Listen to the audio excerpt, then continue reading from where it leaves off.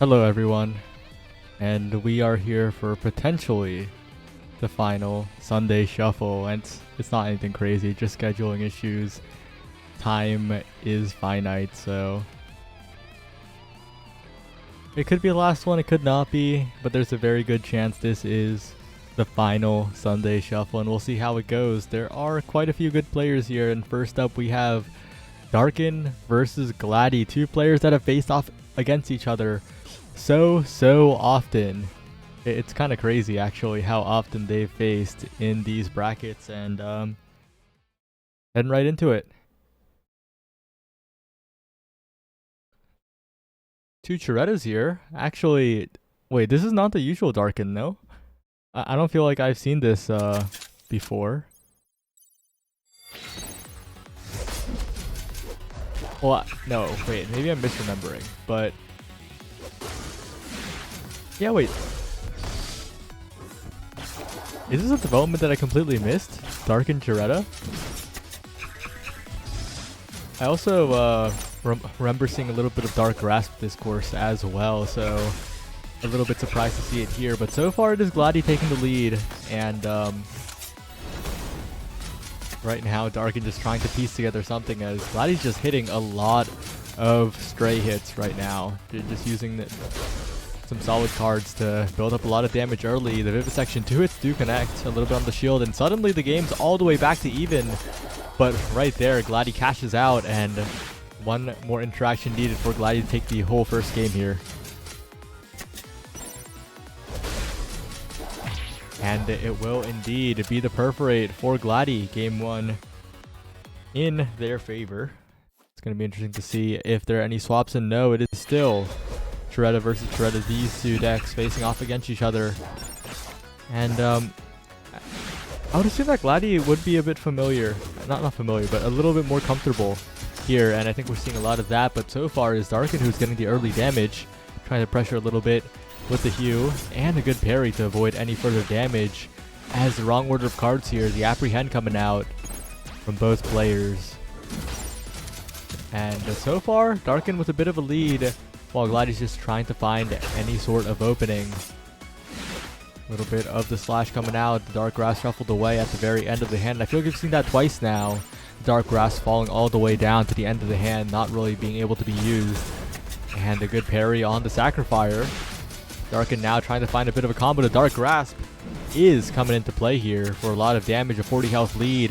Backstab Perforate though, and Gladdy's right back in it. But both players missed their apprehends, and now the Inverter's going to come out a little bit of the Magic Claws. Trying to find some pressure here, but not so far. It's still 27-24. Trying to find an opening as Gladdy still doesn't get hit, and it connects with the Inverter, and suddenly that's so much damage in the favor of Gladdy, but both players still incredibly close, and the Perforate into the Magic Claws will take the second game.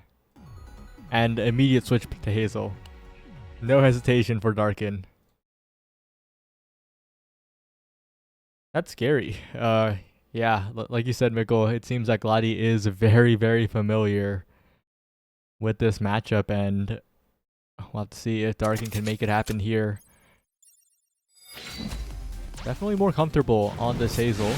We'll be trying to land those Ice Picks for big damage on the combo. A very compact Hazel list, all things considered. But so far, Gladdy's just standing back, knows the counterplay, and we'll see if Darkin can adapt here.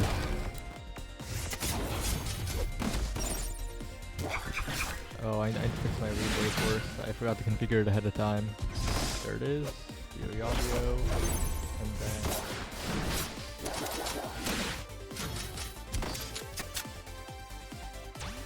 right, and a massive lead found by Gladdy in this game, but a good wrench combo to bring a lot of it back from Darkin here, putting down a lot of the pressure. But oh, gets hit by the Mark Detonation, and 6 health is nothing. Any hit will do it really at this point from Gladdy. The Perforate catches the backstep, and Gladdy will take it 3-0. Well played.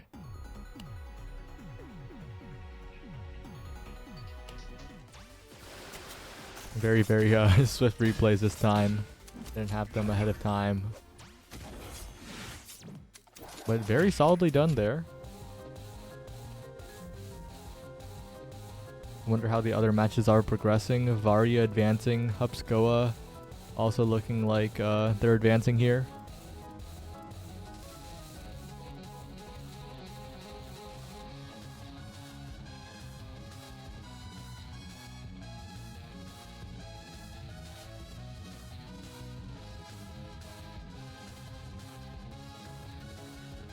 Well, looks like I'll have a voice that I haven't seen in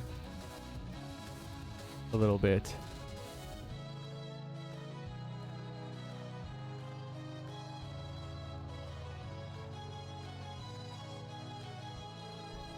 Yeah, it might be the return of a commentator that I have not had to. I have not been able to commentate with for a while. Hello, Windfall. Hello.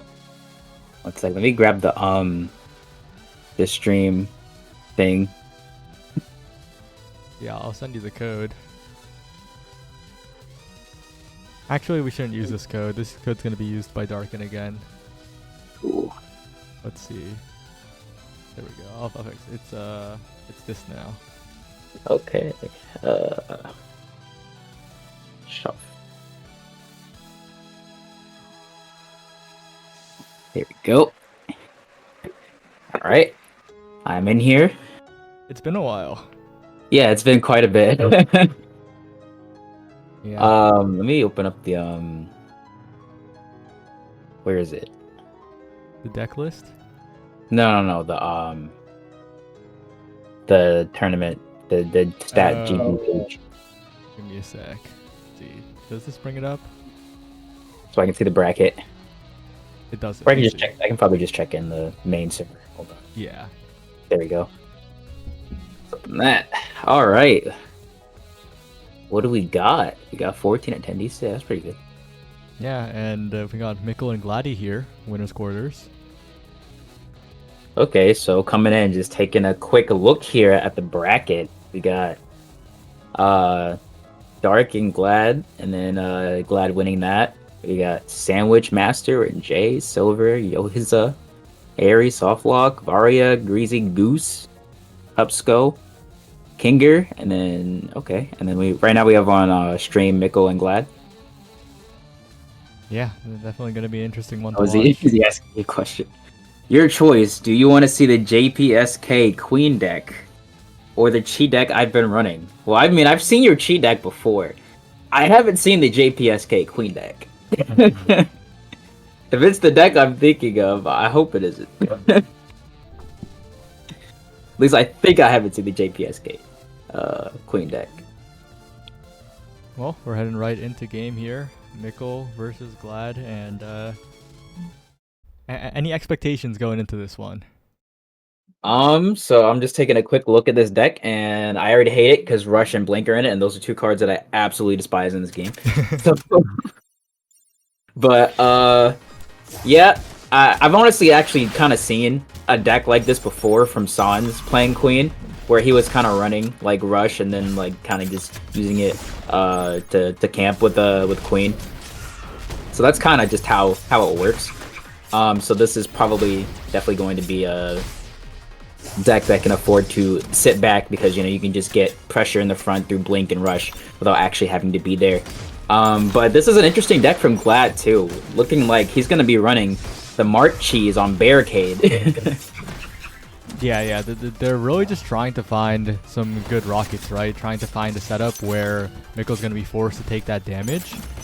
But I think Gladdy has been pretty successful with this in the past, but I think the main issue running into a deck like this is that Mikkel can just stand still, I think, a lot of the time. And that's exactly what we're seeing. Inverter into Sacrifice trying to get the kill, but a good shield by Glad. They stay alive for a moment. Yeah, Glad managing to hang on, and does have a bomb in the back, so potentially... Oh no, the bomb getting removed by the Rook. Yeah, trying to find a little bit more pressure here, but 4 health, the Bouncing Blade comes in, and Mikkel takes the first game. But yeah, the whole the Barricade Magic Claw strategy, you throw out the barricades, you use Magic Claw to mark the barricades, and then you use Rocket to then blow up, like to send rockets at at the barricade. And it's actually it does cover a good amount of area. It's it can be a bit threatening at first, but once you kind of get an idea of what's going on, then it can be avoided fairly easily, and that's I think what we saw last game with Mikkel being able to avoid a lot of damage despite the large area coverage. Yeah, and this is a completely different deck here. Perforate coming out from Gladi. They're really trying to find something that works here, but Mikkel is content to play back, play reactively, and that's exactly what we're seeing with the rush. And even just throwing out the Sacrifier afterwards, a bit of a counter hit type of playstyle here with this deck. Yeah, and it's also just this, in general, this matchup is just a bit rough for Chi as well, because, you know, like, Chi typically has to be able to move up front in order to get some of her damage going. But, you know, in a deck where you can just hold Rush, you can just hold Blink, and it's so threatening, it's difficult for Glad to get those hits in safely. Yeah, and I think we're heading on to Gladi's third deck here. They're going to try the Fire now, and we'll see if that works a little better, possibly able to deal with Mikkel stuff a little bit more on the structure side against the pieces, but this is going to be difficult. Yeah, we're getting the whole deck roulette here.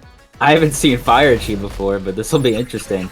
Look like Mikkel's gonna be taking a lead here to start off with. Yeah, and a good clear away from Gladi, but once again the pieces are patrolling the space, preventing the bomb from being pushed and set up.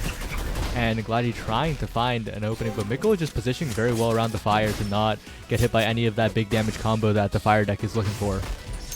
Yep, and there's the Blink, and then there's the Rush, and then right back to the back column, where he's fairly safe. And once again, just Flash is gonna have to be able to kind of find the openings to land those hits in without being caught by Rush or Blink. Yeah, but still gonna be a little bit difficult as Gladi's trying to find an opening to use that Salamander to try and use a Twinferno, but not quite, and it's just Mikkel once again on the response. And here too, looking to set up, really minding the Fire quite a bit. Does get caught there. Big opportunity for Gladi perhaps, but has to wait for the hand to shuffle through. Magna Flare just thrown out to try and cycle the deck, and now in a lot of trouble here as 13 health is critical. Oh, and the Sacrifier landing right there. Now we're down to the 1 HP, and the Dream situation going to be caught by the cross the map auto slash. And Mikkel's going to be taking the last game of this set. Yeah, well played from Mikkel, and advancing on to winner semis afterwards. And that deck is that deck does not look fun to fight. Honestly, as soon as Mikkel said JPSK made that deck, I'm just like, I'm not gonna like this deck at all. It's like, I know if JPSK made this deck and it's a Queen deck, it's gonna use some like freaking dumb camping strategy. So that's kind of what I expected, and yeah, that's what I got. But I have seen a similar variant of Queen to that one before. Yeah, and we're heading right on to our next game. It's Sandwich Master versus Silver here. Gonna be an interesting matchup. I haven't seen Silver in like a minute. I haven't seen Silver play in a bit either. I believe the last time I saw Silver play was actually me playing against him myself. So, but we're gonna have Harissa versus Raver here, and looks like this is honestly a fairly interesting Harissa deck. We got Vivisection, we got Sacrifice, we got Escalation. You know, that's a lot of flavor in this deck, and I'm kind of excited to see what Sandwich Master's gonna cook up. Yeah, and Sandwich actually won last week's Sunday Shuffle with this deck, or at least something that is mostly this deck. I did not pay attention too much, but it does seem like exactly the deck, and the Escalation did a lot of work because it is just the big damage starter, right? If your opponent ever happens to step into it, like they're eating their entire health bar. Oh yeah, Escalation.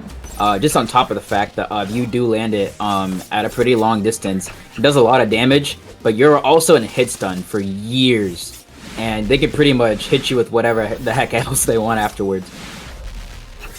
Yeah, but so far, Silver's defensive play and a shield break too, but doesn't really have anything to follow up after the shield break, thankfully, keeping Sandwich alive if you're a Sandwich fan, but another Sacrifier just raw connected by Silver, and that's really adding up here. Yep, and now Sandwich Master. Oh no, not another shield break. Gonna be going into the inverter to take this game. Yeah, Unfortunately, Sandwich Master not gonna have an opportunity to get a comeback there. Really well played by Silver, just stuffing a lot of Sandwich's attempted approaches and playing the game really slow. But there's the starter, there's the escalation, there's the 32 damage to start the game off. Yep, just the slow pain of watching yourself get hit by all those bullets while you stand there being completely unable to do anything at all. Oh, there we go again. Escalation into the Vivisection. Unfortunately missing the Sacrifice, but still getting a good chunk of damage there. It's the high risk, high reward playstyle. You throw that escalation out there, sometimes it does nothing, but when it hits, you will be 3-touching the opponent basically. Oh yeah, escalation is definitely a spell that you do not want to find yourself regularly getting hit by. Getting caught by the pull there, but and we also got a little bit of a lag spike, but looks like we're gonna be resetting to neutral now, and then the K wave. Ooh. HP. Good defense by Silver to stay alive, but 3 health and a Sacrifice across the map. Sandwich making it 1-1.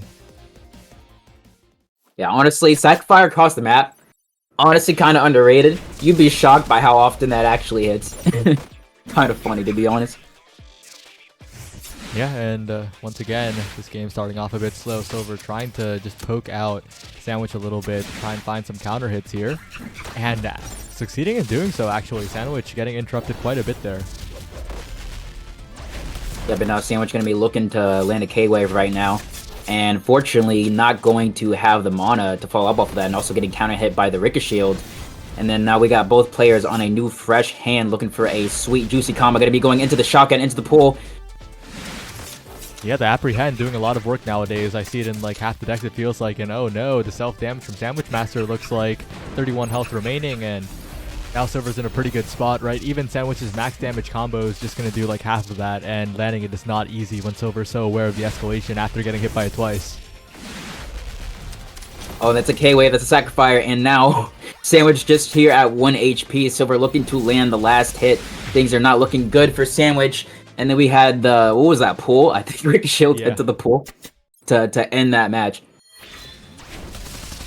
Oh, going for the escalation a little bit early here, trying to surprise Silver, but Silver is playing a lot more warmed up, it feels like, compared to the first 2 games. Is just playing at a very calm pace and is making sure that Sandwich isn't getting those openings while also just throwing out the pull and getting 30 damage just like that.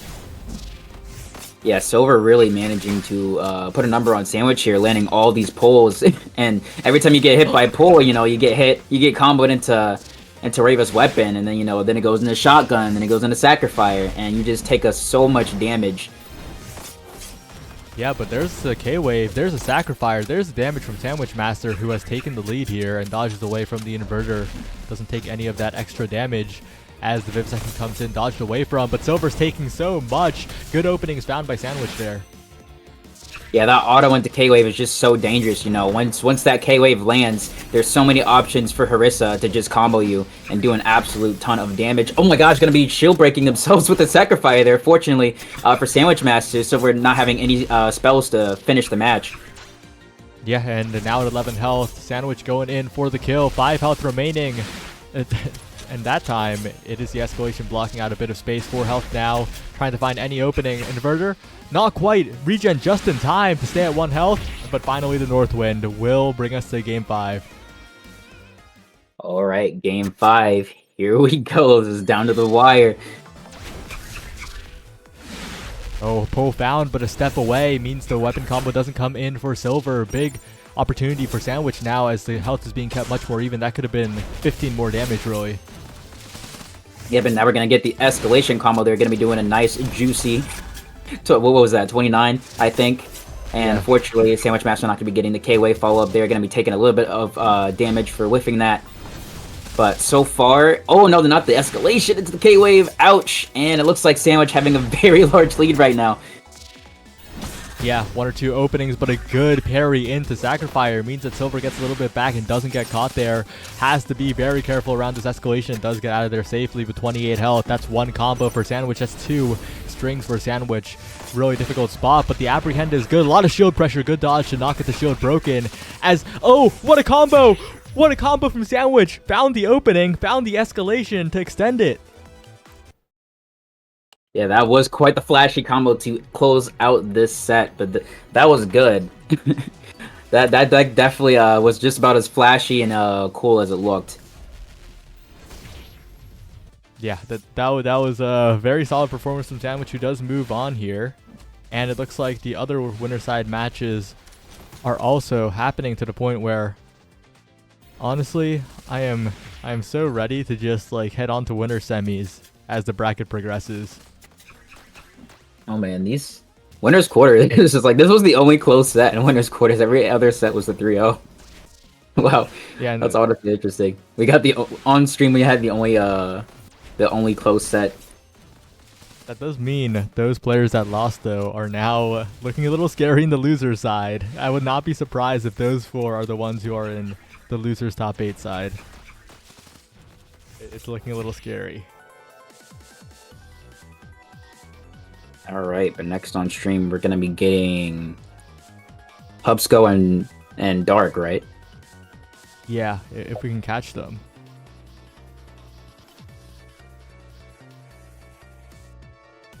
I'll ask them if they started yet, because if they did, then that's a little unfortunate. And if they did, we will have to move on to top 8.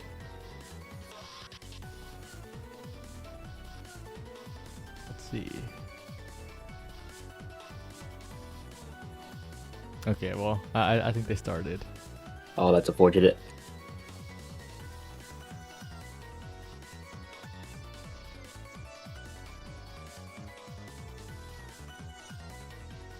Yeah, I think, unless? Wait. Oh, actually, I kind of want to watch Jay versus Eri. Jay did prevail over Yohiza in losers round 1, and we'll see how she does against Eri, who is a little scary. All right. Jay versus Aries. So that's gonna be what? That's gonna be Saf, and then I think Jay plays Seliki. Yep.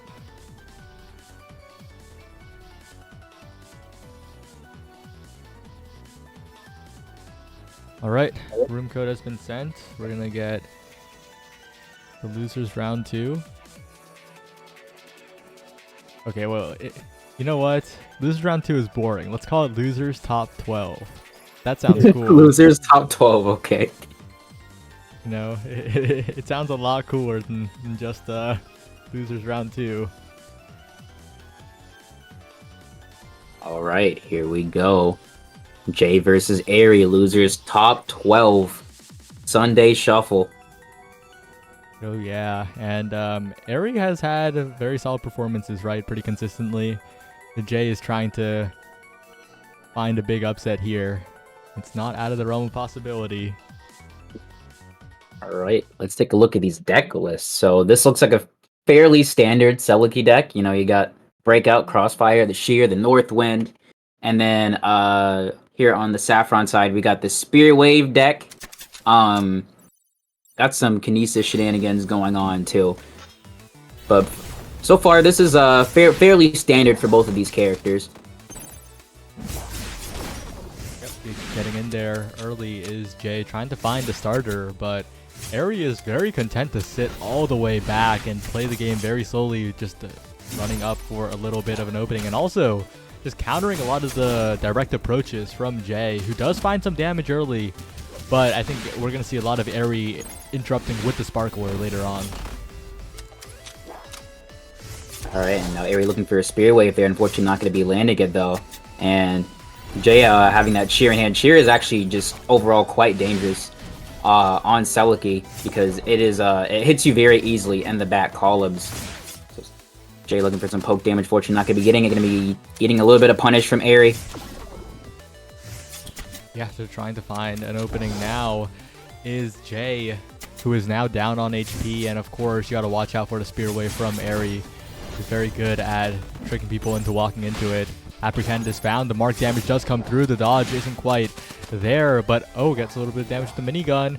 8 health, not totally unworkable here, but the pull chip is there as well, and you got to be so careful if you're Jay, but still finding a little bit of a string, and suddenly the game's even. But again, the Sacrificer comes through, shield pressure, and the Spear Wave will close it out. Yeah, that Spear Wave. Once you're at lethal HP, that Spear Wave becomes so much more deadly because you can't block it. you will get shield broke. So you have to find a way to avoid it without blocking. You know, just because of the wide area it covers, it is very dangerous. Yeah, I see what you did there. The area. That wasn't even intentional. Well, the Sheer is doing a lot of work, like you mentioned. Jay's using it a lot in slight disadvantage to catch Airy, who is going for a little bit more follow-up. Alright, and now we got Jay looking for a step lance there. Gonna be getting a bit of damage. Fortunately, Airy gonna be whiffing that Sacrifier. Both players kind of just chipping each other down, but not landing anything too big so far. Jay now trying to find an opening, but once again getting caught on the straight line by Airy, and the pull, the push comes out the kinetic wave. The game incredibly even at this point. But if you're Jay, you got to always be careful of that spear wave, especially when you're dodging. Oh, the sparkler step into the string. The Sheer attempted again from disadvantage, but I think Airy has really adapted to that, right? Jay does it a lot when on the back foot, and Airy just stepped back and didn't get hit by the Sheer. Yeah, learning to avoid that Sheer is definitely a crucial part of this matchup. Since Sheer is pretty much a Celica staple at the moment. Unfortunately, Jay gonna be getting counter hit there during the while using W1 and be walking straight into that spear wave, and Airy going to be taking that game.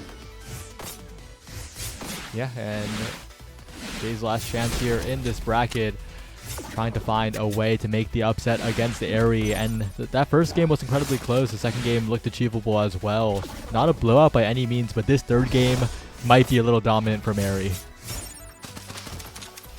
Yeah, Airy's still sitting at 87 HP, while Jay is a bit below half now. Gonna be taking some more damage from Airy, eating that K-Wave into the Sacrifice. Ouch! Yeah, but currently Jay has quite the uphill battle.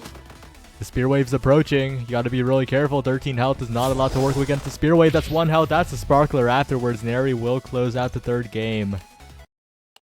Yep, spear wave at lethal. Just it is very difficult to play around because that's all they have to hit, and they can fish for as long as they need to in order to make sure it lands.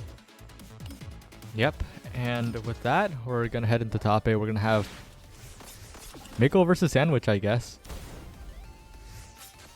Yeah, I guess we'll go with that one. Mikkel versus Sandwich on stream, and then so we're gonna see Orisa. I'm not entirely sure if Mikkel's gonna go with the JPSK Queen again, but we will see. Yeah, there's definitely a lot of potential variety here, but Mikkel putting on a bit of the Gladi outfit, perhaps. Might be seeing the Chiretta. No, this is the deck that I believe it is. I have seen quite a bit of this, in addition to fighting it myself, so it is definitely quite a hard-hitting deck. So we're gonna see here if Sandwich Master can keep up the pacing. Yeah, it's definitely something that we'll have to watch out for, because Sandwich, right, plays at that pretty quick pace, but this deck from Mikkel might be even faster. Alright, and here we go. Sandwich Master going to be immediately getting rid of that Sacrifier. Looking for a K-Wave now. But pretty much both players are currently looking for a K-Wave, since that's pretty much what Chiretta's W2 is going to be eating that triple barrel into the backstab, and to the bomb explosion. Oh my goodness. Already 40 damage. What a combo from Mikkel here, and Sam's just going to try to have to match that, or at least find some openings. And gets the K-Wave, but doesn't really have the follow-up afterwards. Does have the Vivi, does have the parried away Northwind, but right now, once again, Mikkel finding the chip damage, finding the starters, and now you gotta be careful. That bomb is looking scary, especially on the next time, but the broken tile actually means that the Quad Claws come in for Mikkel, and Sandwich is now looking for some damage here and getting some of it, but still, it is looking difficult for Sandwich. Yep, and now that bomb is primed, and this is gonna hurt. Oh no, unfortunately not going to be blowing up the bomb with a backstab. Oh, well, never mind.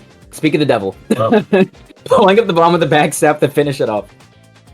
You spoke it into existence. You were just a little too early, you know? Little too early. And yeah, there's so many things to be aware of against this Mikkel deck, I feel like. Especially the Blink, right? A staple, of course, but It just so much to watch out for.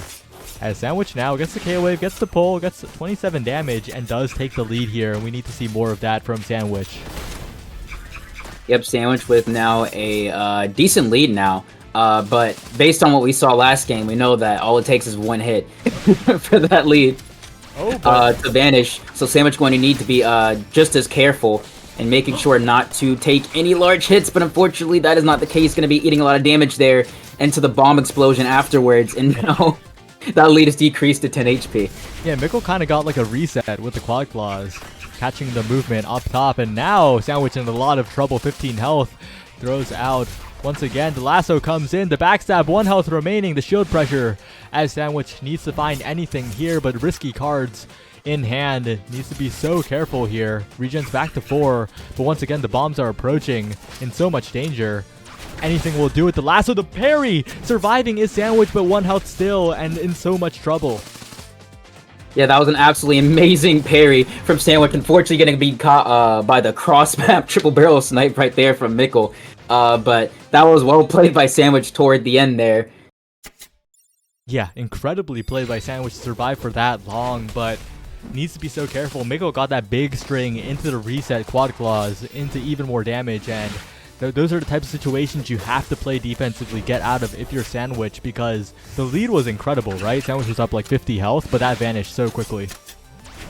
Yeah, you can be up 50 health, but like I said, with the deck like this, with that just hits so hard, all it takes is one mistake from you playing too aggressively, and then that lead is gone. So you have to be careful the entire way through, but Sandwich Maps are going to be landing a very big combo there, a big juicy 30 damage.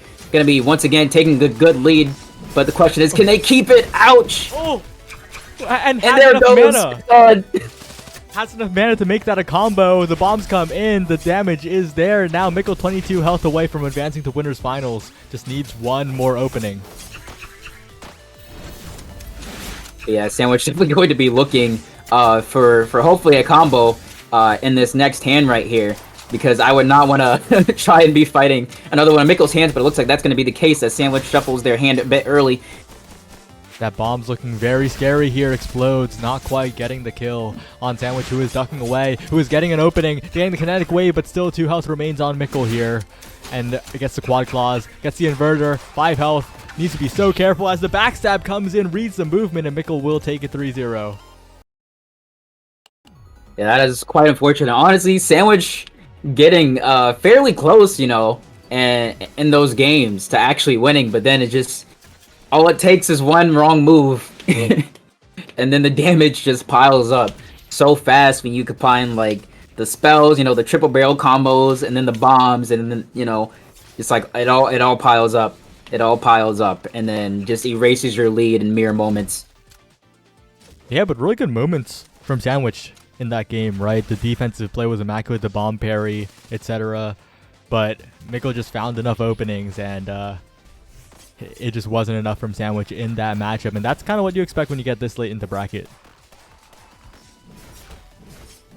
Yep, the Coretta pacing was just a bit too difficult for Sandwich to keep up with, but Sandwich is not out just yet, so who knows, they may have a chance for revenge. Yep, and next up is Perp versus Varia. Another clash of titans here. Yep. But that's gonna be Shopkeep versus Sulky. You know, honestly, after for the Eden Star League, after actually playing quite a bit of Selkie just for the meme, because we're Team Selkie on Team 1. You know, it's just like, honestly, I got like a lot of new respect for Varia, because after like actually like playing Selkie, you know, like playing them competitively, I'm just like, wow, man, like playing this character against certain other characters like must actually suck. Like, it's hard. I have no idea how they do it. I'm gonna be real.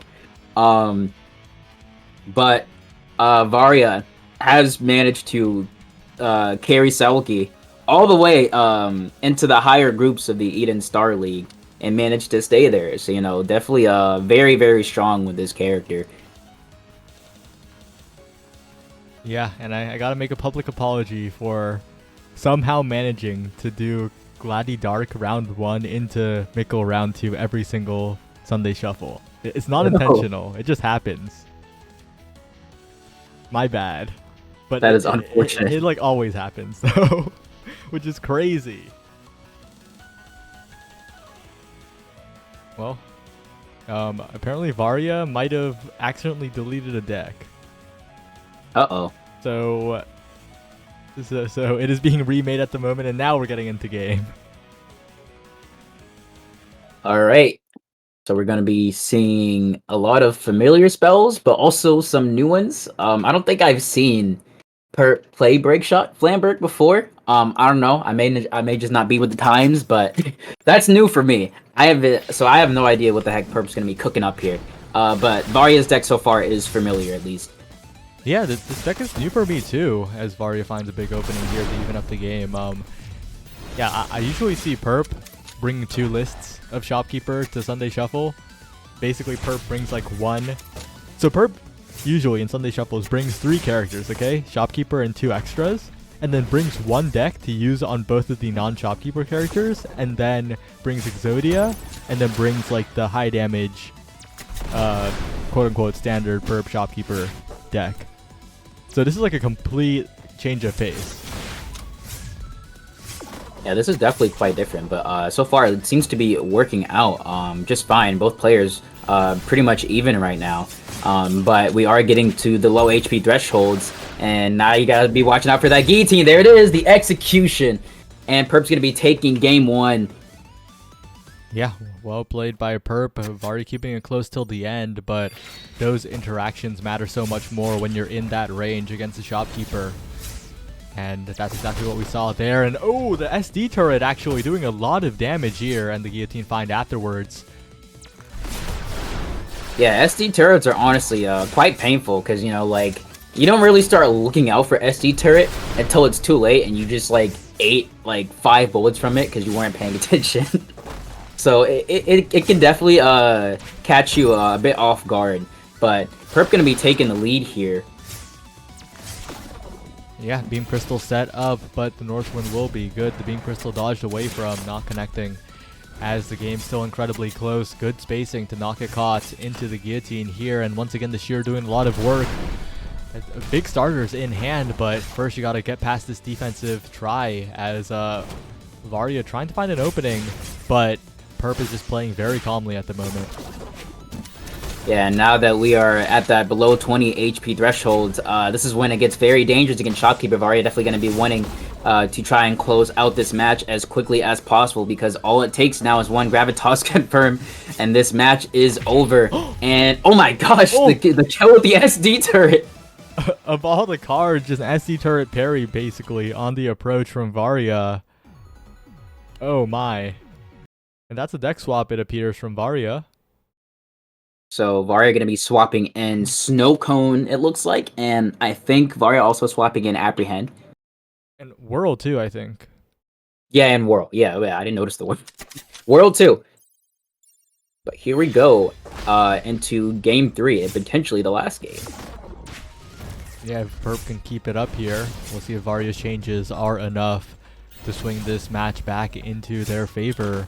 And a really good damage on the Sheer there will mean an early lead for Varia. And another opening found with the Northwind. That's exactly what you want to see if you're a Varia fan. You have the Northwind there, and then being able to set up that Step Lands combo. But Varia with a fairly decent lead right now. Going to be getting the Shield Break into the Crossfire, and going to be getting a bunch of damage there, 27. And now Varia with a big lead. Yeah. And now just needs 1 or 2 more openings. Really calmly comboing Perp down to 13 health now. Just needs 1 more. But oh, despite the parry, actually, it will still connect on the next hit. No auto parries in this game. Yeah, that is quite unfortunate to see. To get the parry, and then unfortunately still get hit. Anyway. But Varia gonna be looking for just 1 more combo here. Gonna be needing to still be avoiding a lot of these hits from Perp, but gonna be getting that combo in the back there and closing out this game. So now we're going to game 4. Game 4 and a deck swap, it appears, from Perp this time. Going to something quite different here. Skin change as well. And oh well, Look at where we are. The big damage shopkeeper deck. Yep, the aligned triple barrel rag, the good old trio of freaking evisceration. We'll see if that makes a big difference here. As Perp was already doing quite well, but actually a bomb into Rag there. Wow, what a combo. Yep, Perp going to be taking the lead here, but it is not too big. One combination from Varia could potentially bring it back, but unfortunately going to be widening the lead right now. Yeah, Perp in a very solid lead, and Perp with the lead is one of the scariest things in the entirety of Duelist of Eden. So Varia dodging away from the kinetic wave, avoiding a lot of the big damage, diffusing the mine. A lot of pressure is gone now. Big opening for Varia, goes in, gets the sweet spot, but needs to get a lot more of those to keep this game close. Yeah, overall, Varia honestly just playing very careful, pretty much always just making sure to approach, off angle, trying not to get hit by anything, because all it takes is one hit, with this deck. Oh. And once the HP's gone, you're not getting it back. But Varia going to be getting a fairly big combo there, 26 damage off of that Step Lance. Big shield break found. You got to be careful of the mine, but the Northwind comes out before the Align doesn't get aligned into the mine, and Varia stays safe at 49 health here. Find the Apprehend, find the extra damage, but good shield by Perp means that most of the damage is deflected away, but 16 health, that's one opening from Varia. But Varia still got to be careful because 49 health could disappear in an instant. Yep, it sure could. With triple barrel in hand, fade away, and the Align triple barrel coming up. Unfortunately, for Perp, not going to be landing that. So Varia can take a little bit of a breather right now. It's going to be focusing on landing these last few hits to close out this game. Goes for the shear, doesn't quite connect, and once again Perp with a scary hand. 30 health now, in a lot of trouble actually is Varia. If you can't close this out quickly, it could be doom, but gets a little bit of hit stun off of the Frost proc, and Varia will be sending us to game 5. Yep, here we go into game 5. We could be seeing the reverse 3-0 right here. It will depend on how strong Varia's defense holds up. It really will, as Perp with an early lead. That mine just buying so much space. Almost getting a shield break here, but really good shield discipline from Perp to not get shield broken and also take minimal damage. Oh, ouch. And then the guillotine into the Ragnarok. Gonna be doing an absolute ton of damage right there. Unfortunately, Varia managing to land hit there, not really getting too much damage to compensate. In a bit of trouble here as the K-Wave's gonna come out soon. But a good interrupt with the Frost proc means that Varia is the one dealing damage instead, but the guillotine comes out, 23 health now. In a lot of danger is Varia, as 2 bombs are set up as well. There's so little space. The mine on the return can't evade that, and this is a tough spot. Yeah, Varia definitely in a tough spot right now, being in that execution range, and all it takes, is pretty much one more confirm from Perp to close this out. So Varia going to need to be chipping slowly away at Perp, landing those last few hits, while then also making sure not to get hit by pretty much absolutely anything at all. Oh, but the K-Wave right back, trying to defuse the mine, doesn't get hit, but is in a lot of danger here. The tax returns. Finally, the mine disappears. 10 health on each side. The shear does not connect.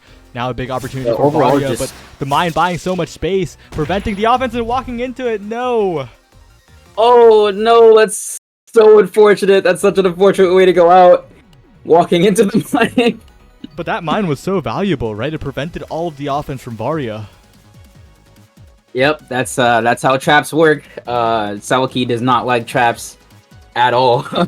Unfortunately, not being able to step through them unless you dodge. But just simply the fact that you could just do that, sometimes they're a bit easy to forget about, and then sometimes you don't forget about them, but you might just walk into them anyway. But oh, that is such a tragic way to go out. All right, next up is another great matchup. It's Gladi versus Silver, and this is also a clash of 2 different paces of gameplay, right? Gladi's in there for the big damage, while Silver a bit of a wall.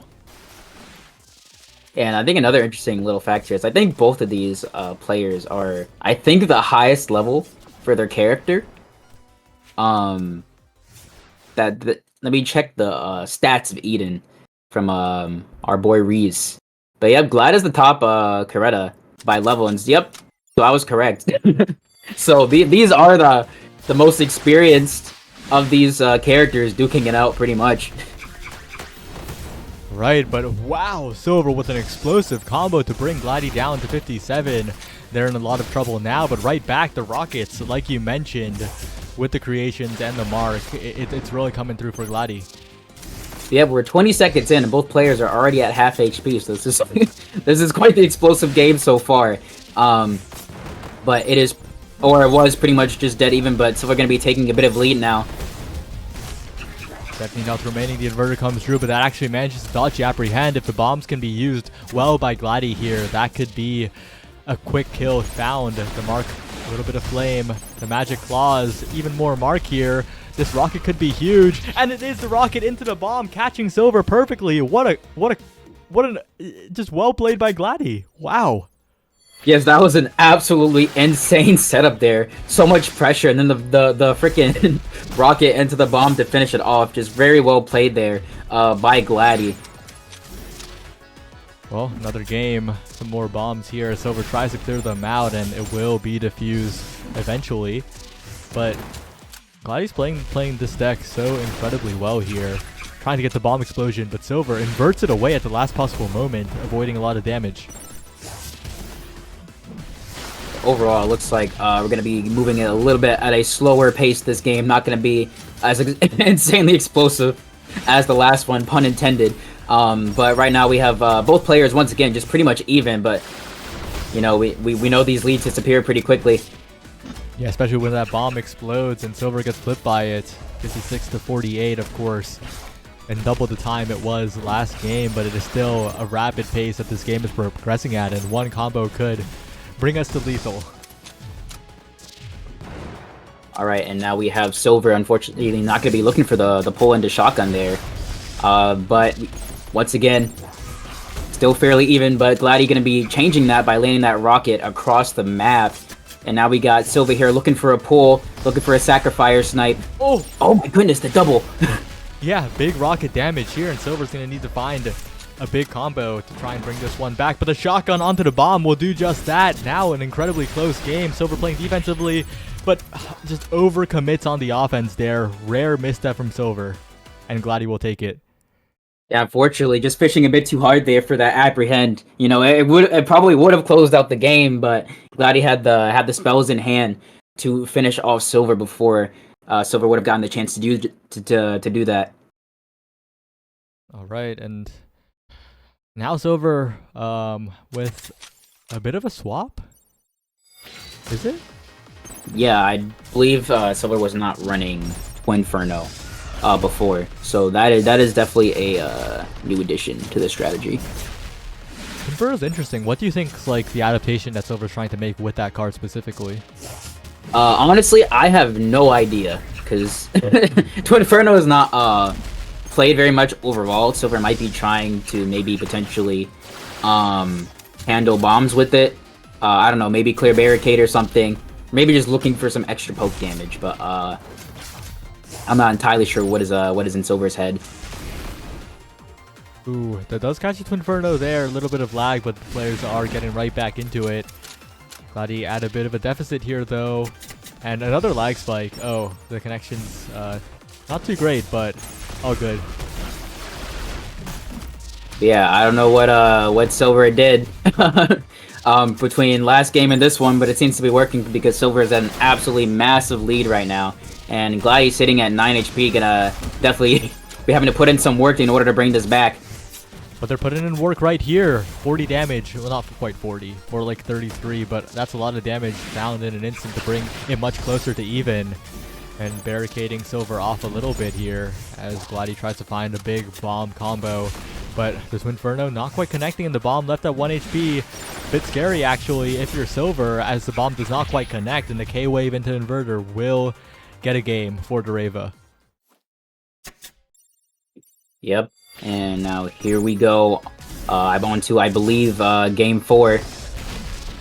And looks like Silver's going to be starting off taking the lead here. But pretty much evened out immediately by Glady. Oh, finding an opening, finding the pull, and finding, unfortunately, quite a bit of lag. as the spike has subsided, and it looks like we are back here. But once again, yeah, I don't think that much has changed in the deck, but maybe the Twinferno is more of a deterrent for Gladdy's positioning and is changing a lot of how they play the matchup. I don't know, maybe it's the confidence. You see, running Twinferno just increased Silver's confidence, and because of that, Silver is now performing a lot better. Unfortunately, going to be getting a shield break there with no spells in order to follow up on it. Yeah, I guess interrupted on Twinferno there again, and Gladdy with a quick shuffle to not overstay on that hand. A big opportunity now for Gladdy to try and find a lot of damage as the game has been brought back to even, despite the lead from Silver. Yep, we are at an even game here. Both players pretty much just about two-shot right now based on their damage outputs from their previous games. So both gonna be looking for just a couple more confirms in order to close out this match. And Gladdy's positioned very carefully around the K-Wave, around the Apprehend here, while Silver needs to watch out for the marks. The Twinferno will clip. 12 health remaining on Gladdy, and a good weapon forward, but another awkward lag spike does halt the action for quite a while, and that one was... wow, that was a stronger lag spike than the others, but it looks like we're back and with fresh hands on both players. Alright, so we're going to be fishing for a pull right here. Unfortunately, going to be shut down a bit by that mark. Not going to be able to keep up the pressure. We got the bomb on the K-Wave. So we're going to be looking for a snipe. Not quite connecting here as Gladdy now looking for a rocket, but again, Silver just goes up to the front column.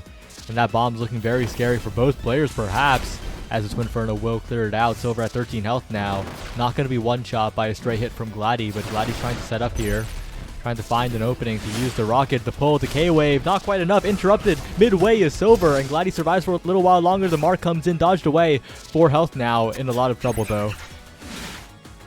Yeah, that trap right there is saving Gladdy's life and preventing that step lash from being able to connect. So now we got both players just fighting here, just lethal HP, but Silver going to be landing that step slash over the barricade to take that game. And now here we go on to game 5. It is hot in here. It is incredibly close now. Silver's made the adaptation, but Gladdy kept it last hit on that last game. But a big combo potential. No, not quite connecting, and Gladdy escapes relatively unscathed, all things considered. And now the marks are stacking up. Gladdy with a fairly solid lead right now. Silver going to be on a new fresh hand, hopefully going to be trying to search for a pull or something to lead into a combo. But definitely going to have to be a bit careful now because they do not want that that lead for Gladdy to get any bigger. Yeah, we're seeing Gladdy play this a lot slower than usual, and I think that's very, very good because it's meaning that Silver has to work a lot more to find the openings. Does find a big one there, does get around 20 health back, but Silver's at 30 and Gladdy has the potential to blow that up. Yeah, overall, I think Silver has just gotten a lot better at playing around that barricade setup and making sure not to get trapped by the rocket onto the barricades. But we got a bit more lag right now. Unfortunately, Silver going to be eating a lot of mark because of that, but not getting hit by it. Yeah, 25 health though. Gladdy's health is shrinking as we speak, and they got to be pretty careful here. The rocket comes out, 4 health remaining now. Twinferno not going anywhere for the moment. 2 health, 3 health. Any hit from Gladdy will do it at this point, but the chip damage is being found by Silver here. Gladdy needs to find an opening quickly as the bomb explosion does mean a lot of trouble for Gladdy. It's last hit yet again, but this time Gladdy will be the one to take it. Yeah, unfortunately getting caught by just that last mark proc there and then eating a javelin afterwards, and Gladdy is going to be taking this set. That was a close one. We've had 2 very close sets so far. Yeah, pretty much just down to the wire. Ridiculously back and forth. It really could have gone either way, and it did go either way, right? It went Silver's in last hit once, and this time it went Gladdy's, and both players playing exceptionally, but Gladdy just one step ahead at the very end. And then next on stream, we're going to have Airy and Hubsco, so we're going to have a duel to the death of the Saffron players. And look who's after them. It's Sandwich Master, right? Spear Wave is inevitable. Oh yeah, I guess we're gonna be seeing quite a lot of Spear Wave now, huh? Definitely are. Somebody count the Spear Waves. Okay, unlike the Gladi and Darkin, you can't blame me, Sandwich. There's too many Spear Wavers. Alright, well, it's gonna be Saffron versus Saffron, and again, these are two Saffron players that use similar cards, but are pretty different in playstyle. That's the usual narrative. Yep, I've fought in Hubsco a decent amount of times. But actually, their decks are a bit different. We got Collapse, a lot of Kinesis going on Hubsco side, and then on Ares side we got Laser Turret, which I don't even remember the last time I saw that card get played. So that's honestly really, really interesting. But I'm happy to see it. Yeah, Laser Turret Power Drain, very interesting from Airy. Hubsco, I think I've seen this list like before. It's basically the whole game plan is to do that into K-Wave and try to find a combo, but this Airy deck has me very confused. Yeah, I mean, honestly, Power Drain actually isn't too bad, because it kind of functions a lot like Break Shot, and Break Shot's very good. But the Laser Turret, it's got me lost. It is forcing Hubsco to spend a lot more time and attention on that bottom row, though, and that might be valuable later on into the set. Really just blocking off a row for a little bit, but in this particular matchup, it kind of feels like it just gets killed by the big AoE there, but the Spear Wave comes through, and that's a lot of damage for Airy. Yeah, honestly, one underrated use of Collapse is honestly just flat out removing structures, because it does 7 damage, which is pretty much enough to one-shot the majority of the structures in the game currently. Yeah, and Airy charging up that Spear Wave, right? The spell power on the now Spear I Wave. get Power Drain now. Oh, and it does connect. It's only 2 hits, I believe, but that's still 12 damage. But I now understand the use of Power Drain. I think I saw in a clip or something, Rooney using Power Drain into Spear Wave to like bully someone. So I guess maybe I don't know if Airy was playing it first, but that may be the inspiration for this tactic. Oh, a bit of an awkward spot here as Airy in a massive lead. Doesn't have the spell power here and does get caught by the Collapse and doesn't have the Spear Wave in hand anymore, but it can be cycled to very quickly all the way across the map. Doesn't quite connect. Hubsco is staying alive. Has been known for that defensive play, but this is a pretty big lead for Airy still. Yep, Hubsco definitely quite a strong player defensively, and not going to be looking for a Collapse into potentially a Spear Wave. Landing the Spear Wave, but not the Collapse. And now we have both players, Airy just about at lethal and Hubsco below lethal, both looking for the last hit. Yep, the stray hits have gone in the favor of Hubsco, it feels like, but there's the spell power, and both try to Spear Wave, but Airy strikes first. Airy, unfortunately for Hubsco, Airy clicking the Spear Wave button just a little bit ahead of time, but even if Airy didn't dodge that last one, I believe they would have been left with 1 HP, so it couldn't have drawn. Right, K-Wave. Oh, but Airy with the very aware dodge to not take the extra damage afterwards. Overall, I think Airy content to sit back, and now has 2 laser turrets covering a lot of space and only 1 erased by Hubsco. Now the Spear Wave trying to catch a timing on Hubsco's dodge. There's the spell power. Can Airy find the 18 damage Spear Wave? And will do so, actually. I understand the laser turret now. The laser turret is for the spell power. I don't know why I didn't pick up on that earlier, but it is now making sense to me. The structure of this deck, because I guess if Airy is playing someone who does not have any structures, then it may be a bit difficult to set up that Power Drain Spear Wave. Alright, getting the spell power once again. Airy with the devious setup here, and does connect the Spear Wave again as both players go for it at the same time. Yeah, Power Drain Spear Wave putting in some work right now. Airy going to be setting up that laser turret. Fortunately, Hubsco's got a bit of a ways to go before that Spear Wave comes into Airy's hand. Going to be looking for a Collapse K-Wave soon. Ooh, had 4 spell power there. That would have been devastating, but does not connect. Luckily for Hubscoa, who does remain solid on the defense. But once again, critical health, 13 health. Not much to play with against the Spear Wave. But yeah, honestly, it's questionable because you have to question whether it's worth it for Hubscoa to actually destroy the turret or not. Because leaving the turret there could easily just result in Aery being able to stack up that spell power on it once Spear Wave does come into their hand. Oh, finding a Javelin. Both players finding a Javelin here. And Hubscoa trying to find the collapse into a kill, perhaps, as that laser turret looking scary. And it's actually the power drain that finds the kill for Aery. Yep, power drain. Honestly, having, like I said, like Break Shot covers the same area, so it's surprisingly not that hard to hit. Although it does look a bit funny in comparison to Break Shot. But it looks like we're going to be getting the Quad Claws counter pick from Hubsco. And then also Sheer. So definitely a bit more anti-structure. Then on top of that, Aery now has to deal with the possibility of getting their Spear Wave eaten by Quad Claws. Lot to see, as Aery does have that spell power pretty early. I guess the one downside of really committing to the spell power here is that you can't really go for a fake out with the Spear Wave, right? You can only use the weapons. Yep, running the spell power definitely is going to be telegraphing that Spear Wave.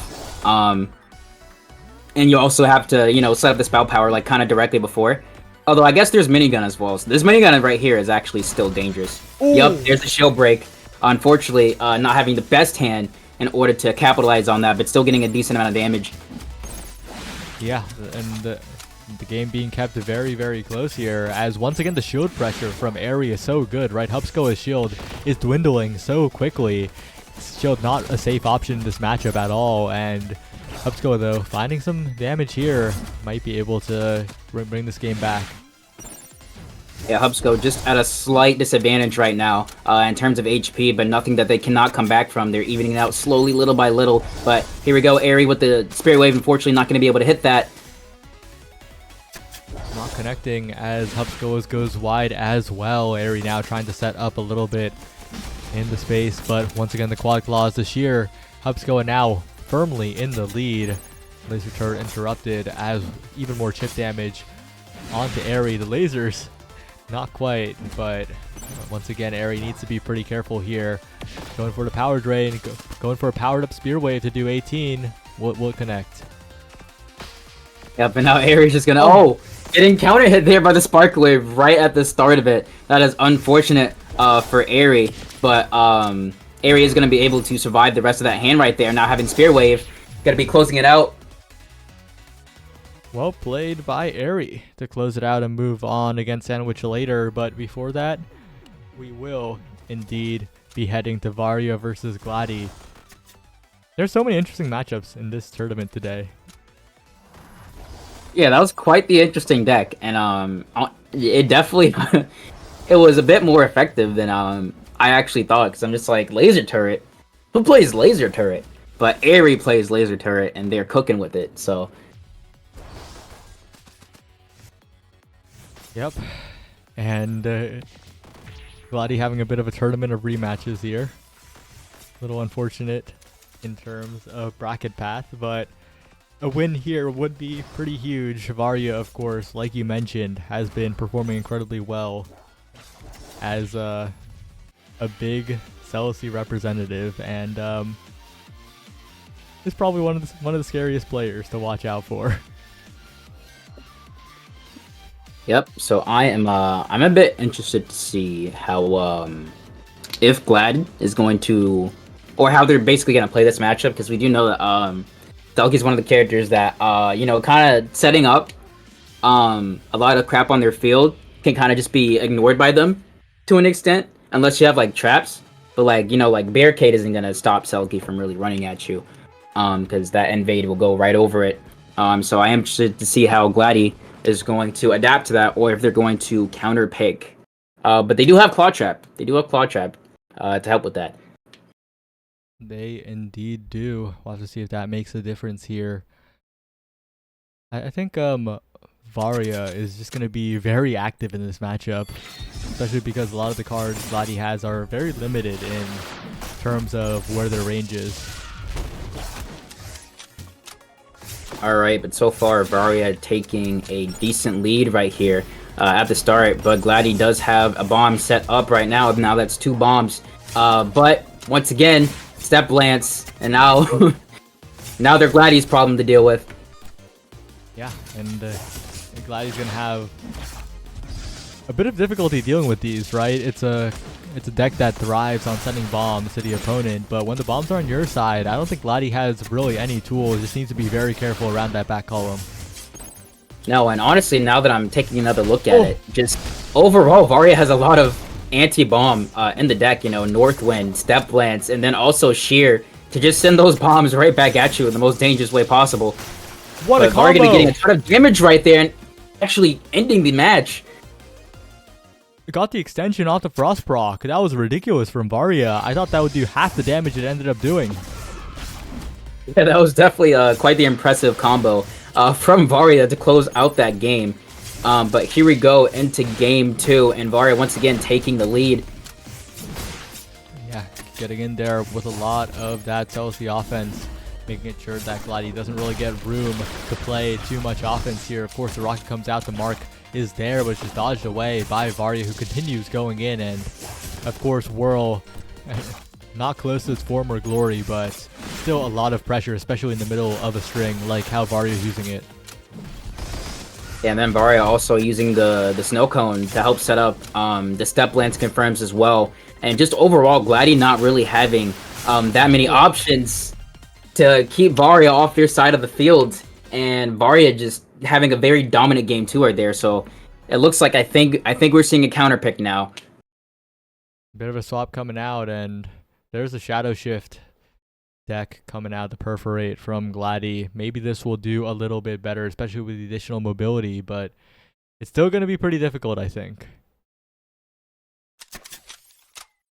Yep, but one thing definitely, I think this deck gives Gladi a bit more freedom to use their W2 to kind of help counter Varia's invade attempts, but they're still going to have to get the reads and to time it properly. Yeah, and we see Gladi playing very passively at the moment, trying to find the counter hits, and will find a late inverter hit for 8 damage, but those Frost procs are adding up, and those Frost procs are what make Varia's combos with its deck so deadly. And pretty much every time you get Frost proc, just expect the Step Lance right after, unless they've already used it. And those Step Lances do hurt, but Varia is still just consistently finding these opportunities to just chip down Gladi. But so far, this deck doing a bit of a better job to kind of help Gladi keep up. Yeah, until that combo came through, it was basically 50-50. Very close game so far, and a good interrupt with the kunai means that the damage is reduced for a moment. Good movement by Gladi to not get caught. Has a Perforate, but what a combo by Varia. What a find. Yep, the auto and the Step Lance combo, they're going to be taking this last game in the set for Varia, but Gladi overall making a very wise choice to counterpick there, but unfortunately just making it a little bit too late. Yeah, it was a good adaptation. The game was kept very close, but Varia, once again, so precise with the combos, so good at finding each individual opening and converting on all of them. And that's exactly what makes a very good player in the end. All right, but next we're going to be looking at Sandwich Master and Airy. So I'm curious to see if Airy's going to whip out the laser turret again. Or if they're going to... I think they played a different deck before that, so I think I've seen 2 Airy decks so far, but I am interested. Yeah, it's going to be pretty interesting to see what exactly is used here. It's a bit of a mystery. I think Sandwich Master, though, we kind of know what to expect, right? We kind of expect the escalation of the big damage potential and also moving around the map quite a bit. What won them last week Sunday Shuffle, but not quite sure what we'll see.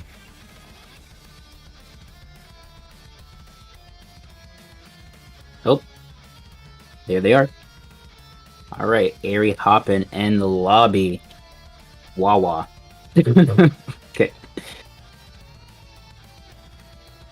Yeah, the evolution of Duelist's messages goes a little crazy. It was like ooh-ah, and then it was ooh-ah without the H, and then it was awa, and then now just wah. Wait, there's a backstory to this. I'm not sure if I got the timeline right, but there's definitely been a progression, you know? And according to Sandwich Master, wah wah wah is Spear Wave. The 3 hits. I guess it does sound like that. You think about it? Well, we're heading in to the match here. The mystery will be revealed shortly. And it is indeed not the Spell Power laser.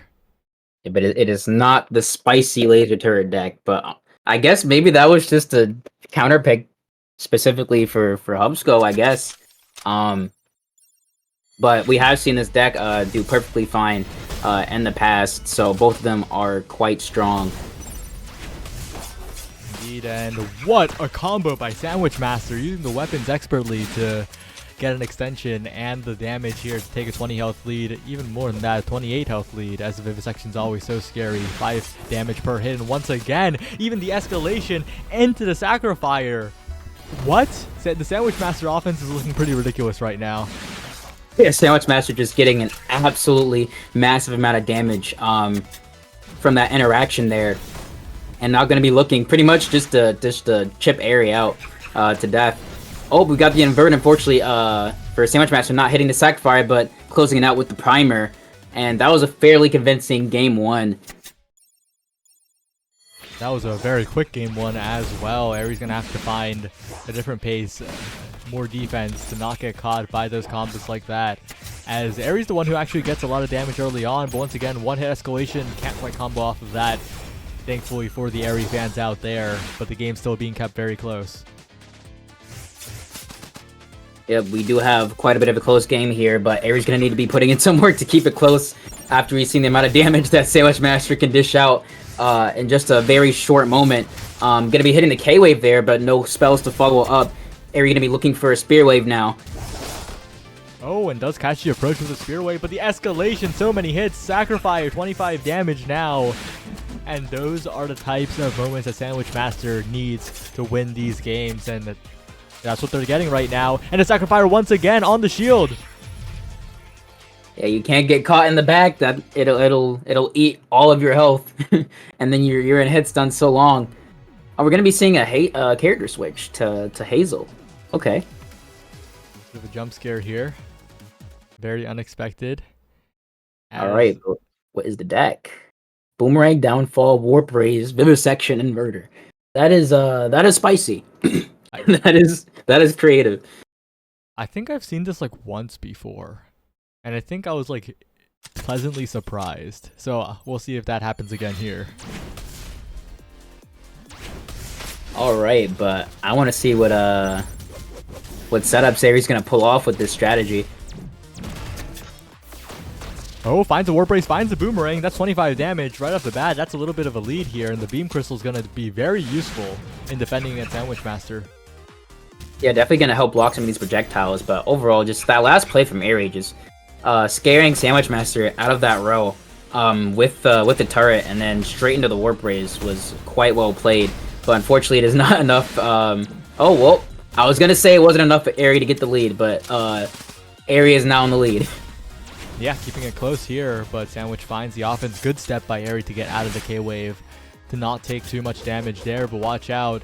The escalation is coming and getting out of that row. Aerie still surviving here and keeping the game incredibly close, but interrupted. But it gets another interrupt with the Boomerang. The Boomerang doing so much work so far. Now we have directly even game here. Both players looking for the next opportunity to get their hits in. Aerie doing a good job avoiding the escalation so far, dodging the Sacrifier. And now looking for the Warp Raise, going to be landing it, but it's connecting with the shields. Oh, into the pool. Sandwich now one combo away from getting the kill here, but a shield break, a self-shield break, and getting a little bit of the Beam Crystal and some self-Vivi as well means that Aerie has a very good chance in this game, the game being kept incredibly close. Yeah, Sandwich, gotta stop. You gotta stop breaking your shield with the Sacrifier. Oh no. But this is still very much either player's game right now. Both players at the lethal HP gonna be getting shield broken there. Gonna be getting pulled to the front into the K-Wave. And that is Sandwich Master's set. But that was really close at the end. That was a very impressive showing from the Airy Hazel. Yeah, that was definitely the correct counter pick, but once again, just a bit too late with the choice to switch. Alright. You know it. Maybe you love it, maybe you don't, but it will always arrive. It's Mickle Perp, winners finals. Alright, Mickle Perp. I've commentated this at least like 4 to 5 times. Only 4 to 5? Are you sure? I know you've commentated it probably a lot more. I feel like you've also run into this quite a bit, so it's definitely a pretty common matchup that we're seeing here. Alright, but I have not commentated Mickle Coretta versus Perp. So that is a first at least for this specific matchup. That is indeed true. As Mickle has joined the lobby, Mickle versus Perp winners finals. And it is... Oh, what will it be? Are we gonna see a Ditto? I'm not allowed to counterpick the Hazel here.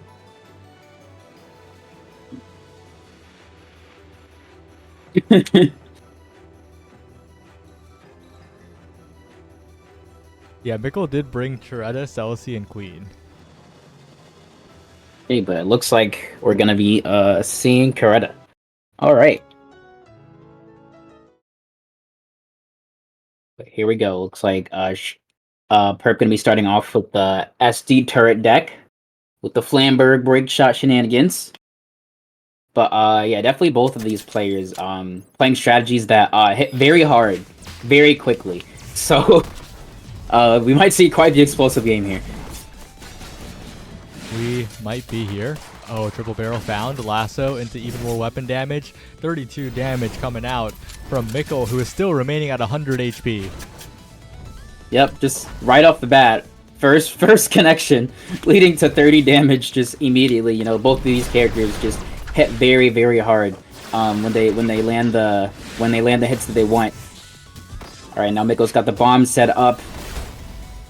And it will indeed find the damage, but on the other side, there's a guillotine waiting. That does make this game a lot closer.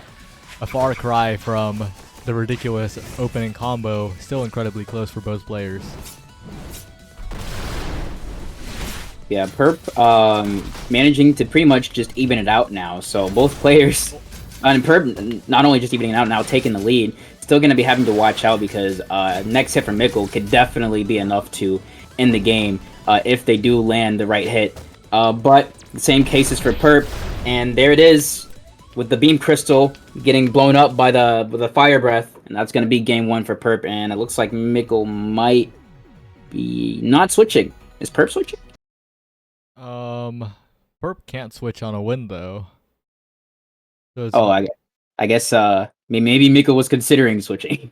Yeah, that definitely does seem to be the case, as Perp up 1-0, but this is probably going to be a pretty long set. Alright, going to be eating the pull into the W2 right there, but not going to be taking too much damage in comparison to what they could take when fighting this strategy. Yeah, and finding the Flamberg into Beam Crystal, getting a lot of chip damage here. Mickle getting out of the guillotine to stay alive, stay a little bit healthier, as the backstab is good, and now that 2 damage bomb is looking a little scary, but cleared away with Sacrifier by Perp, who also gets some damage found. But really well played by Perp to find a lead and also defuse the bomb. Yep, Perp landing all the pokes that they need in order to keep up the damage against Mickle with a solid lead right now, about 30 HP. Gonna be landing that Sacrifier as well to increase that. Does get clipped by the bomb though, and that does mean that Mickle has a way back in this game. That amount of damage is not something that is out of the realm of possibility for Mickle here. It is certainly not, but still having to be a bit careful because Now Mikkel's in that guillotine execution range. All it takes is one Gravitas into it. Oh, and then there's the shield break. Are we going to be able to... Oh, unfortunately, we're not going to see what the Flamberg is for. Yeah, and oh, finds a lasso, finds a conversion after it. Mikkel, what a pickup. Oh my, 30. And now it's even. Now it's even. Just like that. Aw. But Perp doesn't care. Perp is ending the match right now with that guillotine in the back. But just like that, it was even. That is just how explosive that deck is. And Mikkel Oh, we gotta see the Queen switch. Yeah, but that was such a crazy catch because Mikkel found the lasso around, basically, the structure. And followed up on the step to the bottom column, but the bottom row. It was one of the most unlikely starters, but it led to so much. Alright, so now we have a bit more of a defensive strategy here. But not going to have the same damage output, unfortunately, as the previous deck, but maybe potentially going to be better at evading the pokes that come from Perp. Both these decks incredibly defensive, so we're in for a long one. Oh my god, Perp is just insane with these Sacrifier snipes. Crystal coming out, clearing away, as Perp trying to find an opening here, but the game being kept incredibly close, progressing very slowly here, as Mikkel is trying to catch Perp, moving away from the structures for even a moment as a bit of lag comes in. Yeah, but to be perfectly honest, you know, this isn't really a game that Mikkel even wants to really keep close, because just all it takes is once it gets to the 20 HP threshold, you know, then even though it's close, it's still kind of a bit heavily favored for Perp. And now we are getting closer and closer to that threshold. Yeah, 7 health away from the Guillotine Execute. Now at the Guillotine Execute range, Perp could start cycling to the Guillotine now, and Mikkel's in a lot of danger. 10 health, Sacrifier, and Perp will take it. Yeah, Perp had an absolutely insane amount of Sacrifiers that set. That was wild. Perp with the clean 3-0. Sitting so on... we're gonna be seeing sitting Varia and Sandwich Master next. Okay. Yeah, Varia Sandwich. That's a matchup that I don't think I've seen too often in tournament. But we got the Harissa versus the Seliki Goat. Yeah, what is everyone talking about? Eri versus Sandwich was never on the replays. You must be seeing things. No one saw that. I might have forgotten to clear the replay, so there was like one of them.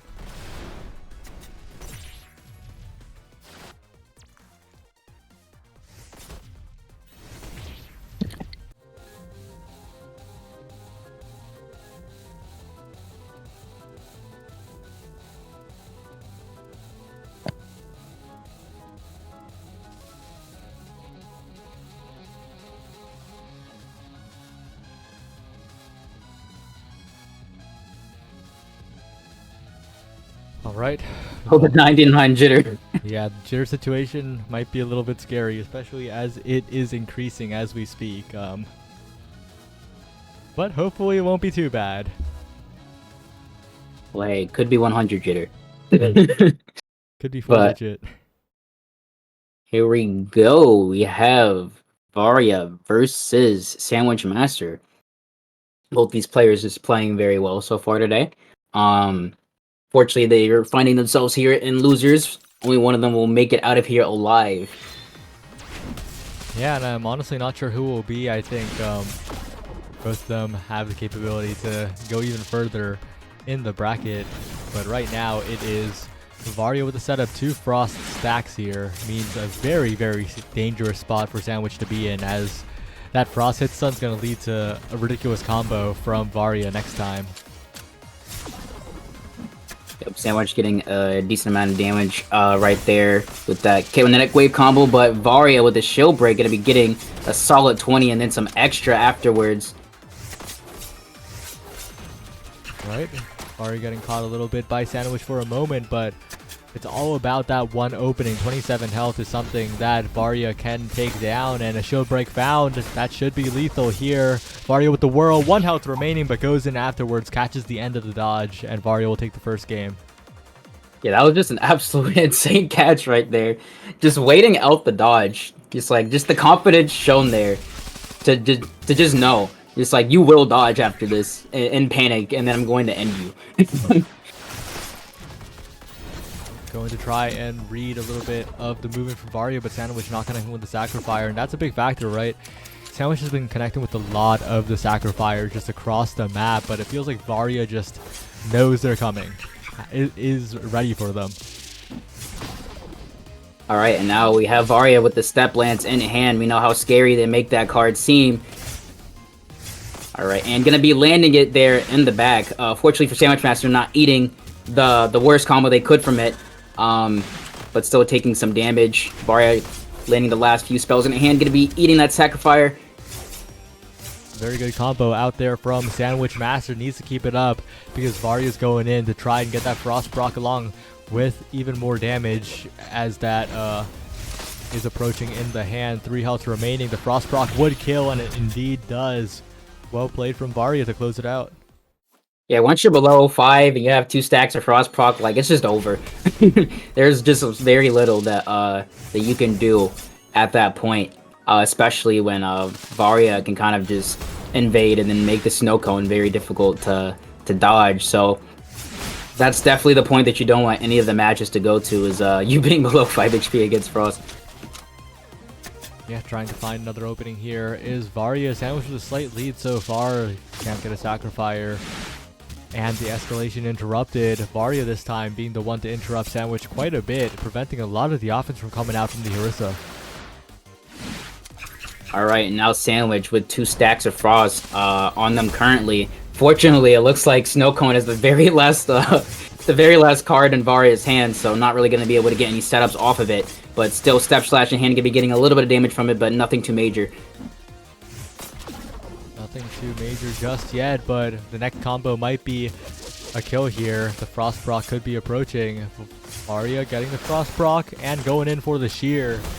Just working off of that hit stun so well, and now 12 health. This is a lethal range, but Sandwich is bringing it back for a moment. One sweet spot will do it, and Varia, wow, the off-angle combo really comes through. Yeah, Varia is just so good with those off-angle confirms to get that damage in. It's very impressive, but overall, Sandwich still playing impressive as well. That was a good set, but now we're going to be looking at Mikkel versus Varia. This is going to be a good one. These two didn't face each other in today's bracket yet.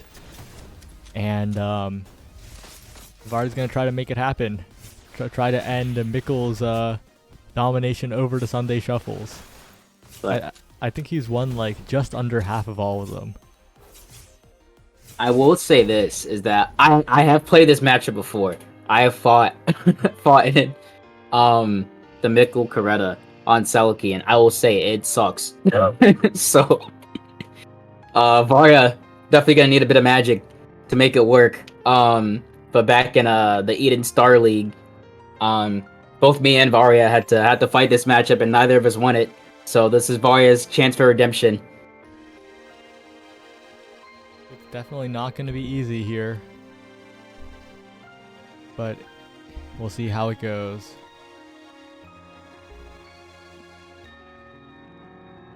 Head in right into it, it appears. All right, and here we go, Varia versus Mikkel. But yeah, it's just simply because of the damage output of Mikkel's deck and the way Suture works. It is definitely quite scary to try and invade while using Selkie to utilize your weapon, since you're so much at risk of getting counter hit by that Suture. And just like that, and triple barrel, and already 31 HP down from a counter hit. Yeah, and those counter hits are exactly what we're going to be seeing even more. And what a combo from Mikkel right afterwards. 26 this time. Right back. A bit of a combo though. 27 damage feels like it was a little bit more from the side of Varia and Ashir as well, keeping it close, and that's like the only way, right? Varia needs to keep up the offense so quickly to try and match the pace. Oh, unfortunately for Mikkel, not going to be able to drag Varia into the bomb. It's still getting a ton of damage anyways, so it doesn't seem to be necessary, but Varia just absolutely insane with these confirms into the step lands, really making sure to optimize the damage, and even landing the step slash, the auto slash, and closing it out. Wow, Varia doing an amazing job keeping up.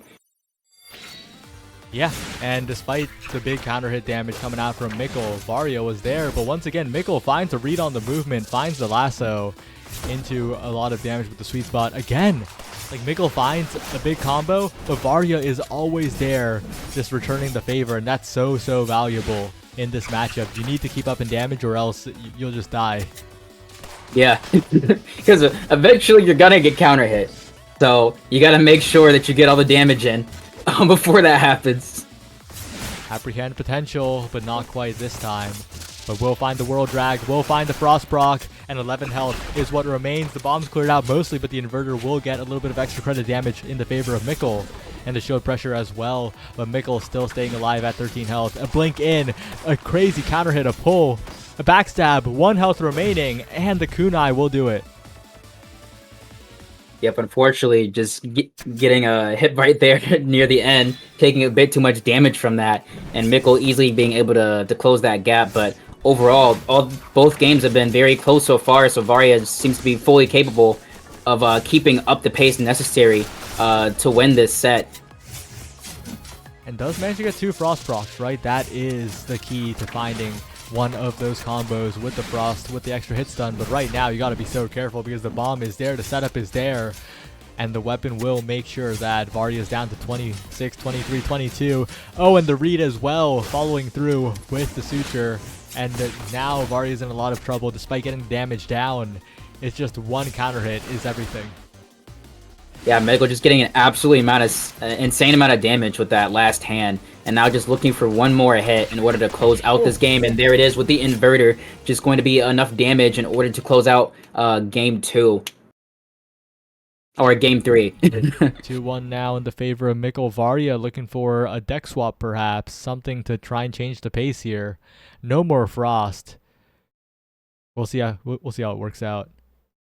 Was that the only change, or I think Apprehend maybe got swapped in? I don't think Push Slash was there. No, Apprehend was there before. I think Push Slash is in. So maybe Push Slash to help handle the bombs when they don't get thrown in the back, that is. Or maybe to help control the front. So far, we're seeing a lot of boxing in the front row, right? Coming out of Varia, because Mikkel is standing very aggressively there in the front row, trying to really put on the pressure. So I think with the addition of the Push Slash as well as the other cards, Varia is more comfortable stepping up. But look at the strings from Mikkel. That is just ridiculous. Yeah, just overall the combination of like Kinesis and the low cost of all these spells kind of just allows Coretta to loop you for a really long time, you know, just like W2 and then the pull and then W2 again, then you get blinked and then you get W1. But Varia getting a fairly good combo right there. Oh, but you gotta watch out. Oh, the bomb not quite connecting. Varia staying alive now. The game being cut mostly even. No mana left on Mikkel is crucial. And 7 health remains. Varia just needs 1 good opening, but that bomb's looking so scary. 1 good opening is all it takes, but Mikkel stays alive. Yep, this next this next hand may be the last hand for both these players for this set. Who knows? Varia managing to dodge the bomb there. What an excellent dodge, but unfortunately going to be getting hit by the suture. Oh, and the sweet spot is found by Varia on the off angle. And now we're heading to the 5th game. It's so incredibly close. It is close indeed. This has been honestly, we've seen a lot of game 5 so far in this winner's side of or in this top 8 of this Sunday Shuffle, and I'm happy to see it. But it looks like Varia is going to be taking the lead here by about 20 HP. Definitely going to need to be looking out for that W2 there. And to the triple barrel, there it is. Yeah, and that bomb's so scary as well, and good dodges by Mikkel to prevent any further damage coming in. And once again, Mikkel is positioning so aggressively in that front column and dodges away. What a read. Make sure that Varia is the one taking the damage here, and suddenly the lead disappears for Varia, and there are 2 bombs set up. Such a difficult situation. Such a scary spot to be in when one of the bombs at 2 HP.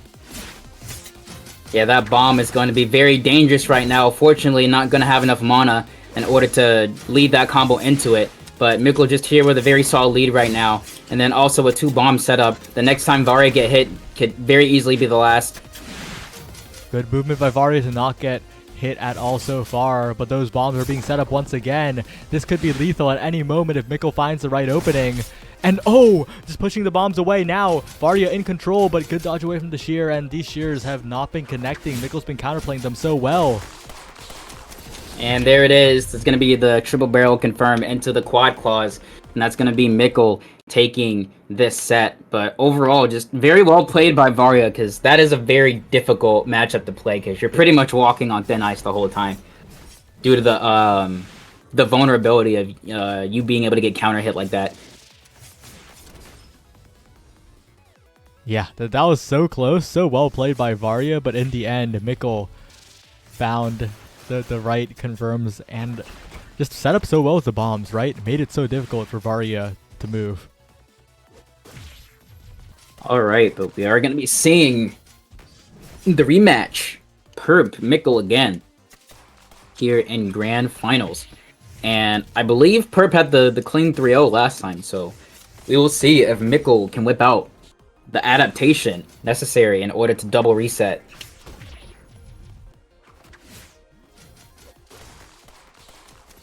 Right. Heading right into it. Perp versus Mikkel.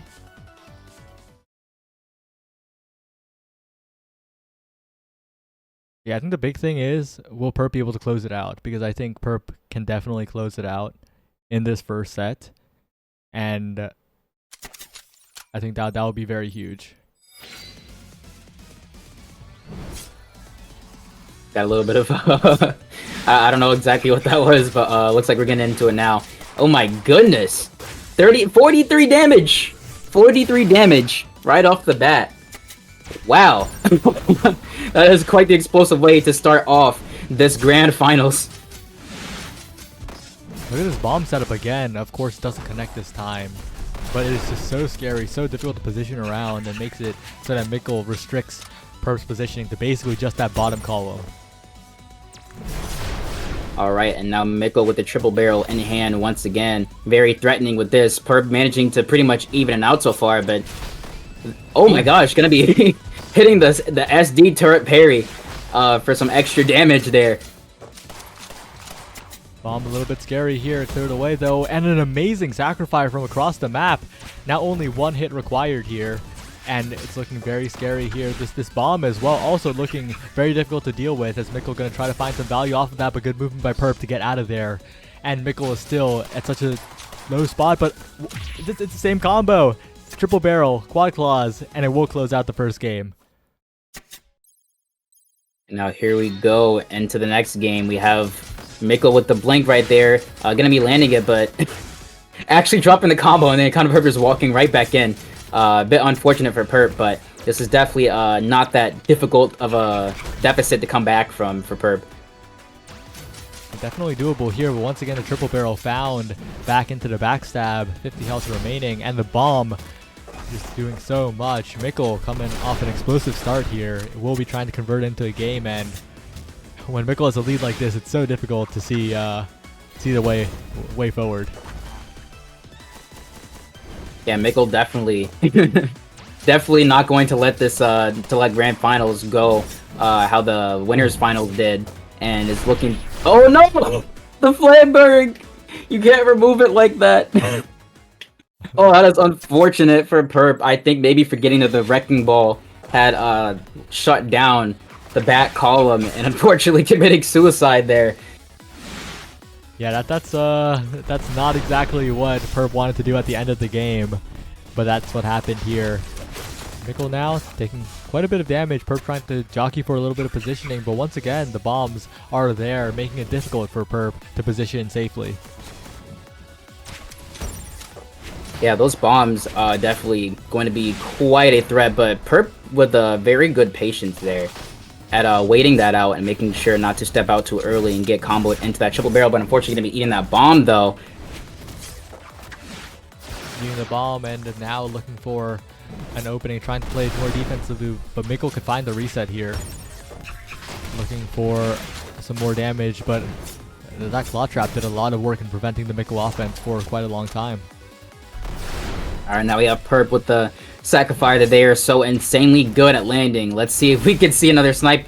Fortunately, that will not be the case, but looks like, oh, Mikkel dodging the guillotine. What a great dodge right there. Yeah, the SD turret preventing a lot of the offense from Mikkel for a moment, keeping Perp a little healthy, but that shield break is not what you want to see. So much damage comes out, the Quad Claws, the backstab, extra credit, and 15 health remains on Perp.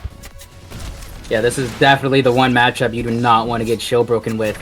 Just taking an absolutely insane amount of damage right there, but still nothing that Perp can knock him back from. And what an absolute insane parry for Perp there. Gonna allow them to survive that bomb explosion that would have otherwise killed them. And now here we have, oh, dodging the inverter too. Trying to stay alive, Perp regenning quite a bit. But the question is, will it be enough? And oh, one hit of the triple barrel will mean a reset. Yeah, Mikkel really just coming back full swing right here, completely flipping things on its head by getting the 3-0 here against Perp. And now we are seeing the reset. So let's see if Perp can whip out the adaptation. Are we going to see a counter pick?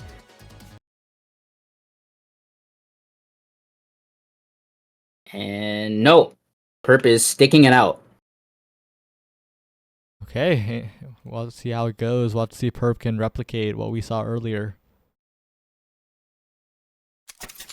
All right, now here we go into the final set of this Sunday Shuffle. Perp unfortunately not going to be hitting the guillotine there. Probably going to be setting up the Claw Trap next. Oh, the Sacrifice Snipe once again. Playing it slow here is Perp, but getting caught. And a good step out, though, to prevent getting comboed even further, to prevent the reset coming out from Mikkel. But we're in the Grand Finals reset. Alright, and Mikkel managing to avoid that guillotine, unfortunately getting hit by the Fire Breath. But now having two bombs set up, this lead could very quickly evaporate if Perp gets hit by the wrong thing. And there's the bomb explosion, and there's the lead gone. Exactly what Mikkel was looking for here, getting away from the fadeaway as well. A shield break found, and this is disaster to bombs. Enough mana for both bomb explosions. What a setup from Mikkel. Just like that with the bombs in the back, even if Mikkel doesn't have the cards, you just can get looped into the bomb and then the explosion, and it just does so much damage.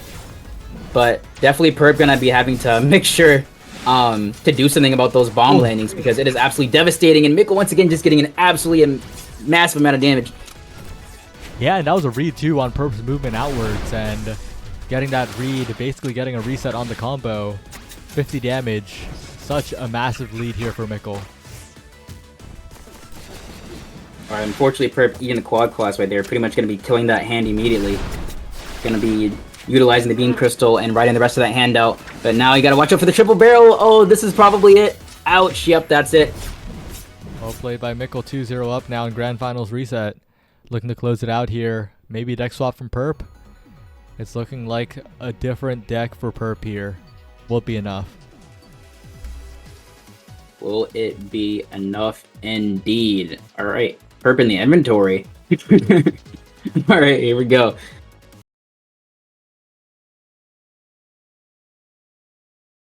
So we're going to be seeing the Aligned Triple Barrel Rag. Gonna be seeing the Shuffler Supreme titles being flexed a little bit here. Mikkel looking for his 8th win at this tournament series. Isn't that crazy? Alrighty.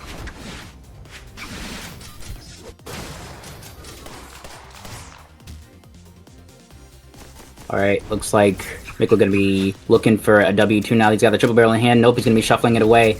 Definitely gonna be needing to avoid these traps, because that will mean a kinetic wave.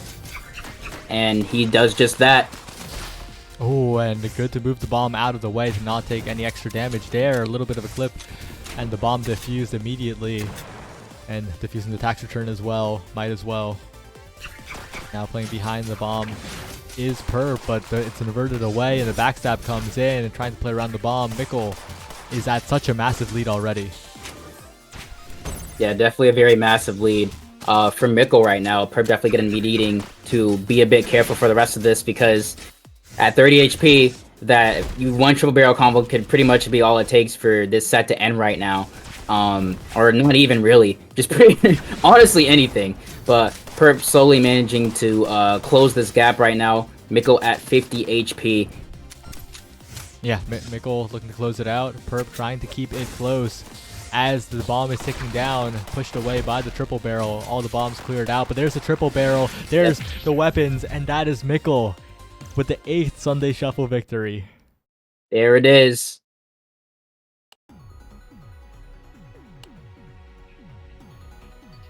And Perp says that truly was a Sunday Shuffle. Oh yeah. Oh yeah.